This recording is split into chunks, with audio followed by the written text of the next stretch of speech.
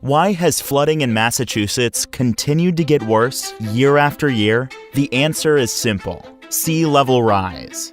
The ocean is now 8 inches higher than it was in 1950. So now, Massachusetts is like a bathtub filled close to the top. Small increases can push the water over the edge, into the streets, causing more and more flooding. We see this the most in winter months during nor'easters. This can cause high tides to be nearly 2 feet higher than normal high tides. This increase added on top of 8 inches of sea level rise can cause flooding even on sunny days. And it isn't just the higher tides from nor'easters. Rainstorms that used to simply flow down the drain now also cause floods. That's because the groundwater rises along with sea level, so there's less room underground for rain to flow into. If the drain fills up, rainwater fills the streets.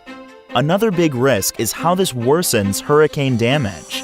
When Hurricane Bob hit Massachusetts in 1991, it caused significant flooding and was one of the costliest hurricanes in New England. The storm surge was worse than it would have been in 1950. That means hurricane flooding stays longer now, as the higher sea level slows the drainage of water from roads back to sea. FEMA studies have shown that every $1 spent protecting us today saves in recovery costs tomorrow. Our homes, schools, drinking water, streets, and cars need to be protected. With more water comes more costs. Cities and counties are spending more taxpayer dollars today trying to deal with rising seas. While this costs us money today, it is a smart investment.